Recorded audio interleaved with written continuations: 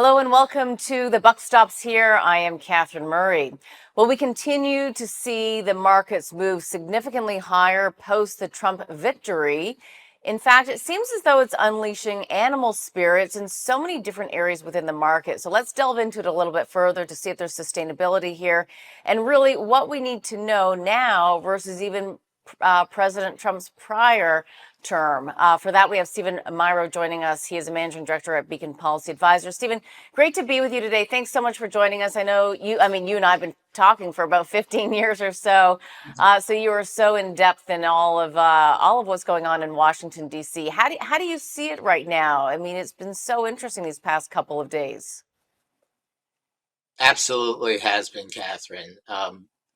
The we weren't surprised with the outcome. We thought that a GOP sweep was one of the two most likely outcomes. I think the most surprising thing was that how resounding the win was in sense of winning across demographics, and winning looks like he'll win the popular vote.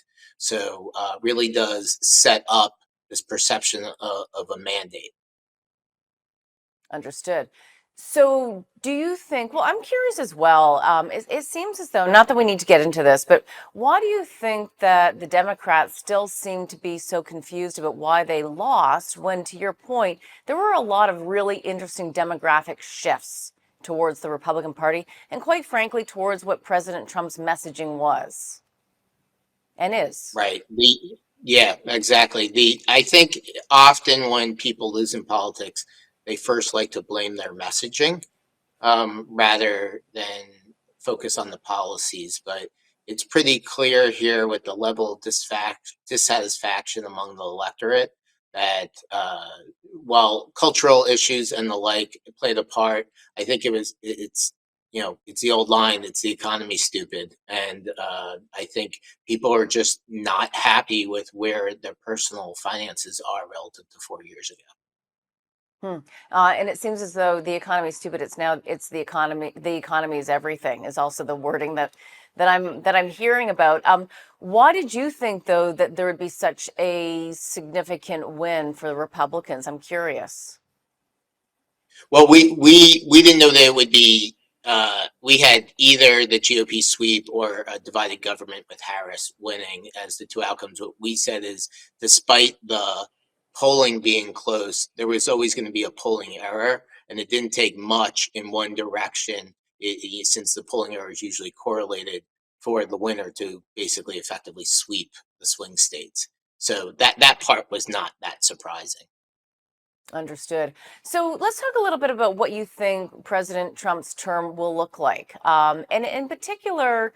Going back a couple of months ago, conversations I was having, people were saying it's going to be the exact same thing. And I think the out of consensus call is that it won't be the exact same thing. Where do you stand?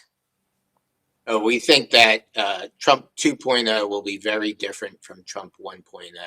If you think about, first of all, he's not up for reelection, right? So some of the political pressures for him are gone. In fact, most of them are gone. Two is when he when they won the first time around, they were very surprised, himself included, and they Hmm. really hadn't planned for it.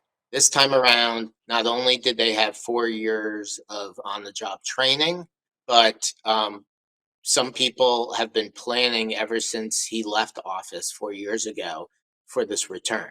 So they've had 4 years to prepare. And so the first time around, you had a mix of people in the administration, some outsiders, but also, you know, a lot of people who had been around Washington for a long time and were more traditional establishment Republicans. And there's this general sense by Trump and those around him that it's those a lot of those people that kind of frustrated the implementations of his more populist, untraditional policies. And they're making a big point this time to stress loyalty and make sure not just loyalty to him, but loyalty to the vision, and to make Hmm. sure that uh, the people that they appoint are not going to be standing in the way of getting things done. And what are you seeing so far? We only have 10 seconds left in this segment, but what do you see so far in terms of the people he's surrounding himself with? It's going to be a lot of the same people that stayed close to him, and then some of his big supporters. Okay, we'll take a quick break. We'll be right back.